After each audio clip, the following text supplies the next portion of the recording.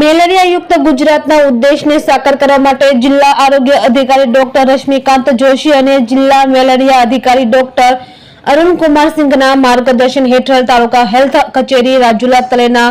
ગ્રામ્ય અને શહેરી આરોગ્ય સ્ટાફ દ્વારા હાઉસ ટુ હાઉસ સર્વે, શાળાઓમાં આરોગ્ય શિક્ષણ અને જનજાગૃતિ રેલી દ્વારા વધુ સમાન વિશ્વ માટે મેલેરિયા સામેની લડાઈને વધુ વેગ આપી એના થીમ પર 25 એપ્રિલના રોજ વિશ્વ મેલેરિયા દિવસની ઉજવણી કરવામાં આવી। રાજુલા તાલુકાના ગામડાઓમાં મેલેરિયા અટકાયતી પગલાં રૂપે લોક જાગૃતિ દ્વારા મચ્છરનું જીવનચક્ર, લાઈવ ડેમોન્સ્ટ્રેશન, જૂથ ચર્ચા, સોર્સ રિડક્શન અને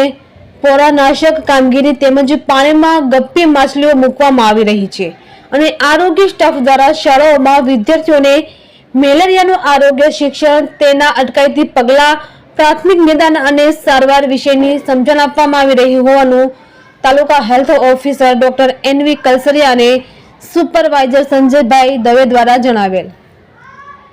મેલેરિયાનું નિદાન સરકારી દવાખાનામાં વિનામૂલ્યે ઉપલબ્ધ હોવાનું અને રાજુલા તાલુકામાં મેલેરિયાના કેસોને ડામવા માટે આરોગ્ય સ્ટાફ દ્વારા જનજાગૃતિ રેલી તેમજ ઘરે ઘરે સર્વે કરી મચ્છરના ઉત્પત્તિ સ્થાનો પર નાશ કરવા માટેની કવાયત તાલુકાના સુપરવાઇઝર શ્રી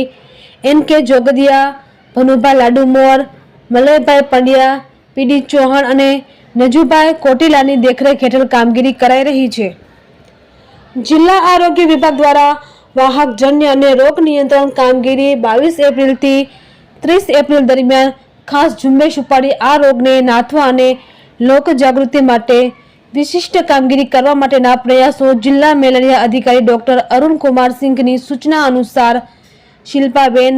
વનરાભાઈ, જતીનભાઈ, જયેશભાઈ અને બહુભાઈ સહિતની આરોગ્ય ટીમ દ્વારા કરવામાં આવી રહ્યા છે। રિપોર્ટર મનીષ મહેતા, રાજુલા।